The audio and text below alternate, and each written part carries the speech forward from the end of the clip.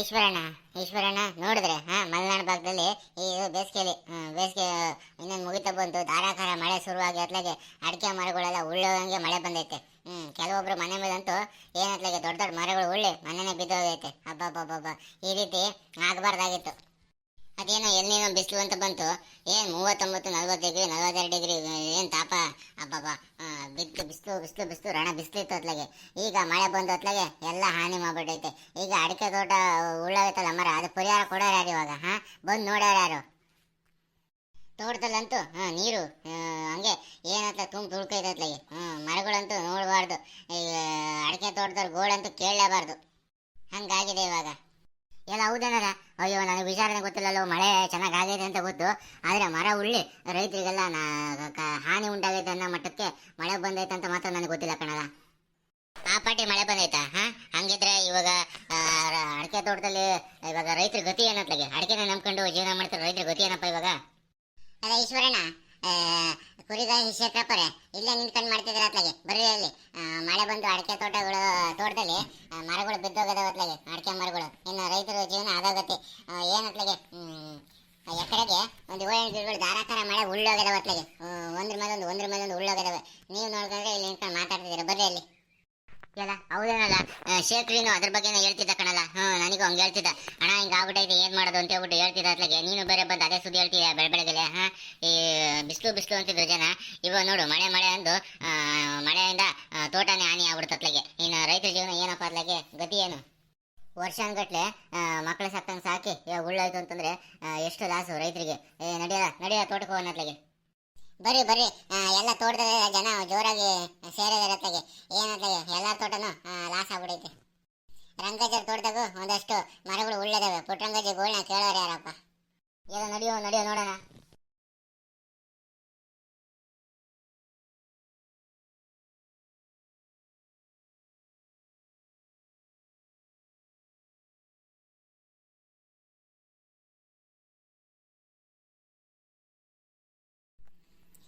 ತೋಟ ಕಟ್ಟಿ 15 ವರ್ಷ ಆಯ್ತು. 15 ವರ್ಷದಿಂದ ಒಳ್ಳೆ ಫಸಲು ಕೊಡ್ಕೊಂಡ್ ಬರ್ತಿದ್ವು.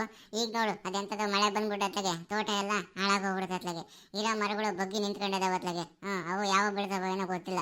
ಈಗ ನೋಡು ಒಳ್ಳೆ ಫಸಲು ಕೊಡೋಂಥ ಗಿಡಗಳೇ ಮರಗಳು ಬಿದ್ದೋಗಿದಾವೆ ಅತ್ಲ, ಅಡಿಕೆ ಗಿಡಗಳು. ನಮ್ಗೋಳು ಕೇಳೋರು ಯಾರು? ನಮ್ಗೆ ಉತ್ತರ ಪರಿಹಾರ ಕೊಡೋರು ಯಾರು? ಆದ್ರೂ ಈ ಮಳೆರಾಯ ಹಿಂಗೆ ಗಾಳಿ ಮಳೆ ತರಿಸ್ಬಿಟ್ಟು ಹಿಂಗೆಲ್ಲ ರೈತರಿಗೆ ತೊಂದರೆ ಕೊಡೋದು ಭಾಳ ಅಪರಾಧ ಮಾಡ್ಬಿಟ್ಟಿದ್ದಾನೆ. ಈ ಮಳೆರಾಯ ಇದಾನಲ್ಲ, ಭಾಳ ದೊಡ್ಡ ಅಪರಾಧ ಮಾಡಿ ರೈತರಿಗೆ ಸಂಕಷ್ಟ ಕೊಟ್ಬಿಟ್ಟ. ಈ ಬರೀ ನಮ್ಮ ತೋಟ ಅಲ್ಲ, ಸುತ್ತಮುತ್ತ ಇರೋ ತೋಟಗಳೆಲ್ಲ ಇದೇ ಪರಿಸ್ಥಿತಿನೇ ಆಗಿದ್ದಾವೆ. ಮರಗಳೇ ನೆಲ ಕಚ್ಚಿ ಉಳ್ಬಿಟ್ಟದಾವೆ ಅದ್ಲಾಗೆ. ಇದನ್ನ ಯಾರು ಪರಿಹಾರ ಮಾಡೋರು? ಸ್ವಂತ ಮಕ್ಕಳು ನೋಡ್ಕೊಂಡಿದ್ವಿ. ಒಳ್ಳೆ ಚೆನ್ನಾಗಿ ಗೊಬ್ಬರ ಕೊಟ್ಟು ಮಣ್ಣು ಕೊಟ್ಟು ನೀರು ಕೊಟ್ಟು ಮಕ್ಕಳು ನೋಡ್ಕೊಂಡಂಗೆ ನೋಡಿ ಇಷ್ಟು ಎತ್ತರ ಬೆಳೆಸಿದ್ವಿ. ಆ ದೇವರಿಗೆ ಕರುಣೆನೇ ಬಾರದು ಅತ್ಲಾಗೆ. ನಮ್ಮೆಲ್ಲ ಕಣ್ಣು ಬಿತ್ತು ಅಂದ್ಬಿಟ್ಟು ಮಳೆರಾಯನ ಕರೆದು ಇಷ್ಟೊಂದು ಗಿಡ ಮರಗಳೆಲ್ಲ ಉಳಿಸ್ಬಿಟ್ಟದ ಅತ್ಲಾಗೆ. ದೇವ್ರೆ, ನಾವು ನಿಮಗೆ ಏನು ದ್ರೋಹ ಮಾಡಿದ್ವಿ ಅಂತ ಹಿಂಗೆ ಮಾಡಿದೆ ನೀನು? ಇಷ್ಟೊಂದು ಗಿಡಗಳೆಲ್ಲ ಉಳ್ಳದಾವಲ್ಲ ನೆರಳಕ್ಕೆ. ನಮಗೆ ಪರಿಹಾರ ಕೊಡೋರು ಯಾರು? ನಮ್ಮನ್ನು ಕಾಪಾಡೋರು ಯಾರು? ಈ ಅಡಿಕೆ ತೋಟ ನಂಬ್ಕೊಂಡು ನಾವು ಜೀವನ ಮಾಡ್ತಿದ್ವಿ. ಹಂಗೋ ಹಿಂಗೋ ಬೇರೆ ತೋಟಕ್ಕೆ ಹೋಗಿ ಒಂದು ಸ್ವಲ್ಪ ಕೆಲಸ ಮಾಡಿ ಹೆಂಗೋ ಜೀವನ ಸಾಗಿಸ್ತಿದ್ವಿ. ಈಗ ಇಷ್ಟೊಂದು ಮರಗಳು ಉಳ್ಳೋಗದಾವಲ್ಲ, ಇನ್ನು ನಮ್ಮ ಜೀವನ ಗತಿಯೇನು? ಮುಂದೆ ಆಧಾರ ಯಾರು ನಮಗೆ? ಈಶ್ವರಪ್ಪರೇ ಬಂದ್ರೆ ನೋಡ್ರಿ ನಮ್ಮ ತೋಟ ಹೆಂಗೆ ಮಳೆಗೆ ಎಲ್ಲ ನೆಲ ಕಚ್ಚೈತೆ. 17 ವರ್ಷದಿಂದ ಸ್ವಂತ ಮಕ್ಕಳಿಗೆ ಇಚ್ಛಾ ಸಾಕಿದ್ದೆ ನಾನು. ಈ ಒಂದು ರಾತ್ರಿ ಧಾರಾಕಾರ ಮಳೆ ಸುರಿದ್ಬಿಟ್ಟತ್ಲಾಗೆ ಅಡಿಕೆ ಮರಗಳೆಲ್ಲ ನೆಲ ಕಚ್ಚಿದ್ದಾವೆ. ನೋಡ್ರಿ ನನ್ನ ಮಕ್ಕಳೆಲ್ಲ ಹೆಂಗೆ ಮಲ್ಕೊಂಡಿದ್ದಾವೆ ಅಂತ ಹೇಳ್ಬಿಟ್ಟು. ನೀರು ನಿಡಿ ಮಣ್ಣು ಗೊಬ್ಬರ ಅಂತ ಕೊಟ್ಟು ಸ್ವಂತ ಮಕ್ಕಳಿಗೆ ಹೆಚ್ಚಾಗಿ ನೋಡ್ಕೊಂಡಿದ್ದೆ. ಈ ಮಳೆರಾಯಂಗೆ ನಮ್ಮ ಮೇಲೆ ಯಾವ ಕೆಟ್ಕೊಂಡು ಬಿತ್ತೋ ಏನೋ ಗೊತ್ತಿಲ್ಲ. ಒಂದು ರಾತ್ರಿಗೆ ನೋಡ್ರಿ ನಮ್ಮ ಪರಿಸ್ಥಿತಿ ಈ ರೀತಿ ನೆಲ ಕಚ್ಚಿದೆ. ಉಂಕಂಡ್ಬಿಟ್ರಂಗಜಿ. ಎಲ್ಲ ಕಡೆ ಮಳೆ ಹಿಂಗೆ ಧಾರಾಕಾರಕ್ಕೆ ಸುರಿದೋಗ್ಬಿಟ್ಟು ಎಲ್ಲ ಕಡೆ ಅಡಿಕೆ ಮರಗಳೆಲ್ಲ ಇದೇ ರೀತಿ ನೆಲ ಕಚ್ಚಿದ್ದಾವೆ. ಇದನ್ನ ಸರ್ಕಾರ ಗಮನಕ್ಕೆ ತಂದು ಪರಿಹಾರ ನಾವು ತಗೋಬೇಕು. ಬರೀ ನಿಂದಷ್ಟೇ ಅಲ್ಲ, ಅಕ್ಕಪಕ್ಕ ತೋಟಗಳೆಲ್ಲವ ಅಡಿಕೆ ಮರಗಳೆಲ್ಲ ಬಗ್ಗೋಗಿದ್ದಾವೆ. ಅವು ಇವತ್ತು ನಾಳೆನ ಮುರಿದೋಗಂಗಿದಾವೆ. ಕೆಲವೊಂದು ಕಡೆ ಅಡಿಕೆ ತೋಟದವೆ ಅಡಿಕೆ ಮರಗಳೆಲ್ಲ ನೆಲ ಕಚ್ಚಿದಾವೆ ಅತ್ಲಾಗೆ. ಏನು ಮಾಡೋದು? ಹಿಂಗೆ ಕೆಟ್ಟು ಮಳೆ ಬಂದ್ಬಿಟ್ಟು ರೈತರಿಗೆ ಅಡಿಕೆ ತೋಟದವ್ರಿಗೆ ಹಿಂಗೆಲ್ಲ ತೊಂದರೆ ಕೊಟ್ಬಿಟ್ಟಿದ್ದಾವೆ. ಈ ಪ್ರಕೃತಿ ವಿಕೋಪ ಹಿಂಗ ಮಾಡಬಾರ್ದಾಗಿತ್ತು. ಪ್ರಕೃತಿ ದೇವತೆ ಹಿಂಗೆ ವಿಕೋಪ ಸೀಟ್ ಮಾಡ್ಕೋಬಾರ್ದಾಗಿತ್ತು. ರೈತರನ್ನ ತನ್ನ ಮಕ್ಕಳಂತೆ ಭಾವಿಸೋ ಪ್ರಕೃತಿ ದೇವತೆ ಹಿಂಗೆ ಯಾಕೆ ಮಾಡಬೇಕು? ರೈತರಿಗೆ ಪರಿಹಾರ ಕೊಡೋರು ಯಾರು? ಈ ರೀತಿ ಸಂಕಷ್ಟ ಬಂದೈತಲ್ಲ, ಅವ್ರ ಜೀವನ ಹೆಂಗೆ ನೆಟ್ ಮಾಡೋದು? ಉಂಕಂಡು ರಂಗಜ್ಜಿ, ನಿಮ್ಮ ತೋಟ ಥರನೇ ಪಂಕಜ ಪರಮೇಶ್ವರ ಅವ್ರ ತೋಟನೂ ಇದೇ ರೀತಿ ನೆಲ ಕಚ್ಚಿಬಿಟ್ಟೈತೆ. ಅವಣ್ಣ ಪಂಚಾಯತಿ ಎಲೆಕ್ಷನ್ಗೆ ಬೇರೆ ನಿಂತ್ಕೊಳ್ಳೋದು, ಇವಾಗ ನೋಡು ನೆಲ ಕಚ್ಚಿರೋದ್ರಿಂದ ಅರ್ಧ ಸೋತು ಹೋಗ್ಬಿಟ್ಟೈತೆ ಅವಣ್ಣ. ಅದೇನಾಗುತ್ತೋ ಏನಾಗ್ತಾಗೆ ಎಲ್ಲ ಕಡೆನೂ ಇದೇ ರೀತಿ ಮಳೆ ಬಂದ್ಬಿಟ್ಟು ಅಡಿಕೆ ಮರಗಳು ಮನೆ ಮೇಲೆಲ್ಲ ಮರಗಳು ಬಿದ್ದು ಮನೆನೇ ನಾಶ ಆಗ್ಬಿಟ್ಟೈತೆ, ತುಂಬ ಹಾನಿ ಆಗ್ಬಿಟ್ಟೈತೆ. ಇದೇ ರೀತಿನೂ ಪರಮೇಶ್ವರನ ತೋಟದಾಗೆ ತೆಂಗಿನ ಮರದ ಉಳ್ಳಾಗಿದ್ದಾವೆ, ಅಡಿಕೆ ಮರಗಳು ಬಗ್ಗೋಗಿ ಕೆಲವೊಂದಷ್ಟು ಮರಗಳು ಉಳ್ಳೋಗಿದ್ದಾವೆ. ಅದಕ್ಕೆ ಅವರು ಗೋಳು ಅಂತ ಅಳ್ತವ್ರೆ. ಯಾರು ಗೋಳು ಕೇಳೋರೇ ಇಲ್ಲ ಅತ್ಲಾಗೆ. ಇದಕ್ಕೆಲ್ಲ ಸದ್ಯ ಒಂದು ಪರಿಹಾರ ಮಾಡಲೇಬೇಕು. ಯಾಕಂದರೆ ಸರ್ಕಾರದ ಕೃಷಿ ಅಧಿಕಾರಿಗಳನ್ನ ಕರೆಸಿ ಐಡೆಂಟಿಫೈ ಮಾಡಿಸಿ ಈ ರೀತಿ ಹಾನಿಗೆ ಪರಿಹಾರ ನಾವು ಕಂಡ್ಕೋಬೇಕು. ಇಲ್ದಿದ್ರೆ ಇದು ಸರಿ ಆಗಲ್ಲ. ಎಂಥ 10-12 ವರ್ಷದ ಗಿಡಗಳೆಲ್ಲ ಈ ರೀತಿ ಆಗ್ಬಿಟ್ವಲ್ಲ. ಇದು ನಂಬ್ಕೊಂಡು ಎಷ್ಟು ಜನ ರೈತರು ಬದುಕಿದ್ರು ಅಂತ ಹೇಳ್ಬಿಟ್ಟು ಆ ಮಳೆರಾಯಂಗೆ ಪ್ರಕೃತಿ ದೇವತೆಗೆ ಏನು ಗೊತ್ತು?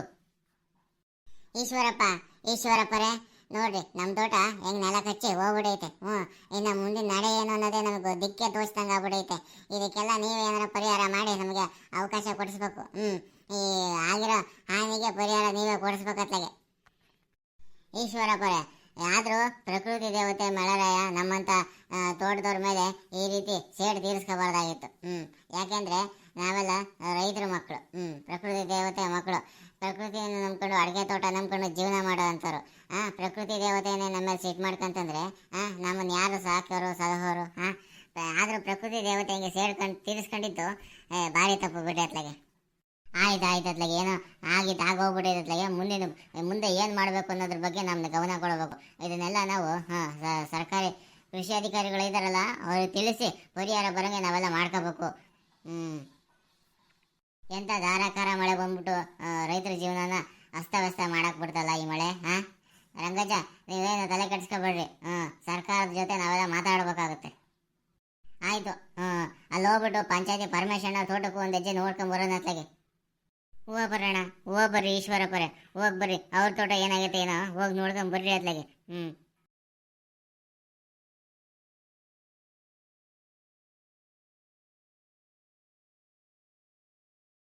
ಅಪ್ಪ ಮಳೆರಾಯ, ಮಳೆ ಬರ್ಸು, ಆದರೆ ಗಾಳಿ ಮಳೆ ತರಿಸ್ಬಿಟ್ಟು ಈ ರೀತಿ ರೈತರಿಗೆ ಕಷ್ಟ ಕೊಡಕ್ಕೆ ಹೋಗಬೇಡ. ಯಾಕಂತಂದರೆ ಎಲ್ಲ ಈ ದೇಶದಲ್ಲಿ ಪ್ರಪಂಚದಲ್ಲಿ ಎಲ್ಲ ರೈತರು ನಿನ್ನನ್ನೇ ನಂಬ್ಕೊಂಡು ಬದುಕ್ತಿರ್ತಾರೆ. ಆದರೆ ಅವ್ರಿಗೆ ಯಾರಿಗೂ ಈ ರೀತಿ ಅನ್ಯಾಯನ ಮತ್ತೆ ಮಾಡಕ್ಕೆ ಹೋಗ್ಬೇಡ. ಬರ್ರಿ ಮನೆಗೆ ಹೋಗೋಣ. ಪಂಚಾಯತಿ ಪರಮೇಶ್ವರದು ನೋಡ್ಕೊಂಬರಕ್ಕೆ ಹೋಗಿದಾರಲ್ಲ, ಎಲ್ಲಾರ್ದು ನೋಡ್ಕೊಂಬರ್ತಾರೆ. ಈಶ್ವರಣ್ಣವರು, ತಿಮ್ಮಗೌಡರು ಅವರೆಲ್ಲ ನೋಡ್ಕೊಂಬರ್ಲಿ ಅತ್ಲಾಗೆ. ಹೆಂಗಿದ್ರು ಪರಿಹಾರ ನಾವು ತಗೊಳ್ಳೇಬೇಕು. ನಡೀರಿ, ಏನು ಎತ್ತಾಕೋದು ಬೇಡ, ಎಲ್ಲ ಹಿಂಗೆ ಹೇಳ್ಬೇಕು. ಯಾಕೆಂತಂದರೆ ಅಧಿಕಾರಿಗಳು ಬಂದಾಗ ಇವನ್ನೆಲ್ಲ ನೋಡ್ಬೇಕಲ್ಲ. ಹಾಗಾಗಿ ಇವೆಲ್ಲ ಹಿಂಗೆ ಇರಲಿ. ನಡಿ ಮನೆಗೆ ಹೋಗೋಣ.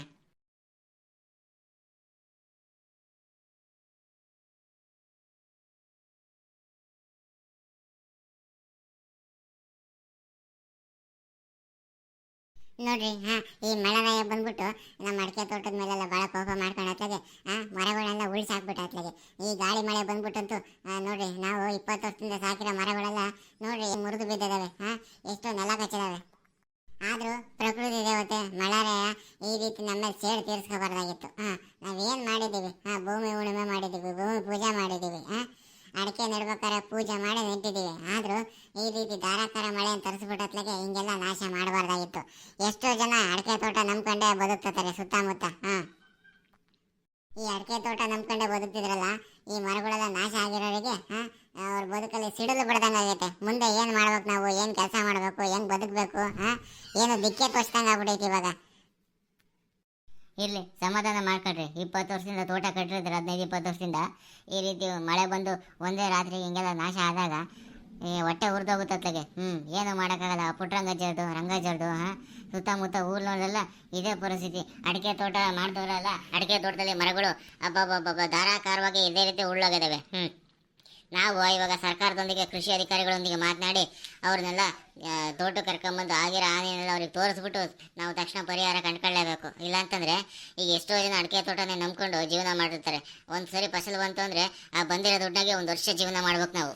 ಅದ್ರ ಜೊತೆಗೆ ಅಲ್ಲಿ ಇಲ್ಲಿ ತೋಟಕ್ಕೆ ಹೋಗಿ ಏನೋ ಸಂಪಾದನೆ ಮಾಡ್ಕೊಂಡು ಸ್ವಲ್ಪ ಮಾಡ್ಕೊಂಡು ಜೀವನ ಮಾಡಬೇಕಾಗಿತ್ತು. ಈಗ ಎಲ್ಲರ ಅಡಿಕೆ ತೋಟದಲ್ಲಿ ಇವಾಗ ಮರಗಳು ಉಳ್ಳೋಗಿರೋದ್ರಿಂದ ಜೀವನ ಸ್ವಲ್ಪ ಕಷ್ಟನೇ ಇವಾಗ. ನೋಡ್ರಿ ಈಶ್ವರಪ್ಪರೇ, ನೋಡ್ರಿ ನನ್ನ ತೋಟ ಹೆಂಗೆ ನೆಲ ಕಚ್ಚೈತೆ ಅಂತ. 20 ವರ್ಷದಿಂದ ರಾತ್ರಿ ಆಗು ಅಂತಂಗೆ ಮಣ್ಣು ನೀರು ಗೊಬ್ಬರ ಕೊಟ್ಟು ಮಕ್ಕಳು ಸಾಕ್ತಂಗೆ ಸಾಕಿದೆ ನಾನು. ಇವಾಗ ನೋಡ್ರಿ ನನ್ನ ತೋಟ ಹೆಂಗಾಗೈತೆ. ನಮ್ಮ ತೋಟ ಹಿಂಗೆ ಹಾಳು ಬಿದ್ದೋಗಿರೋಕ್ಕೆ ಯಾರು ಬಂದು ನೋಡಲಿಲ್ಲ, ನೀವು ಬಂದಿದ್ದೀರ. ನಮ್ಮ ಅಣ್ಣ ಬಂದಂಗೆ ನೋಡಿದ್ದೀರ ಅತ್ಲಾಗೆ. ಇದಕ್ಕೆಲ್ಲ ನೀವೇ ನಿಂತು ಪರಿಹಾರ ಕೊಡಿಸ್ಬೇಕಣ್ಣ. ಯಾಕೆ ಅಂತಂದರೆ ನೋಡ್ರಿ 20 ವರ್ಷ ತೋಟ ಈ ರೀತಿ ಹಿಂಗೆ ಮಳೆ ಹಿಂಗೆ ಉಳು ಬಿದ್ದೋಯ್ತು ಅಂತಂದರೆ ನಾವು ಏನು ಊಟ ಮಾಡಬೇಕು, ಹೆಂಗೆ ಜೀವನ ಮಾಡಬೇಕು? ನಿಮ್ಮ ನೋವು ನಮಗೆ ಅರ್ಥ ಆಗುತ್ತೆ ಕಣಮ್ಮ ಪಂಕಜಮ್ಮ. ನಾನು ಇದಕ್ಕೆ ಸಂಬಂಧಪಟ್ಟಂಗೆ ಎಲ್ಲ ರೀತಿಯೂ ವ್ಯವಸ್ಥೆ ಮಾಡ್ತೀನಿ ಬಿಡು. ಎಲ್ಲ ಏರ್ಪಾಡು ಮಾಡ್ತೀನಿ.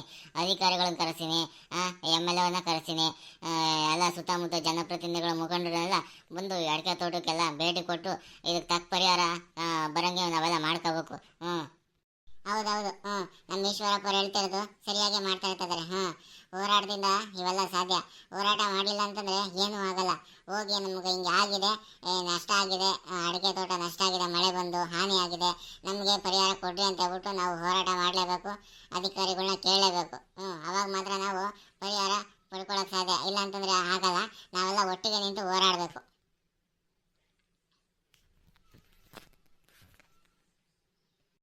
ಪ್ರಕೃತಿ ದೇವತೆ ಮಾಡಾರಯ್ಯ, ಇನ್ಮೇಲೆ ಯಾವ ವರ್ಷನೂ ಯಾವ ರೈತರ ಮೇಲೂ ಈ ರೀತಿ ಸೇರ್ ತೀರ್ಸ್ಕೋಬಾರ್ದಪ್ಪ.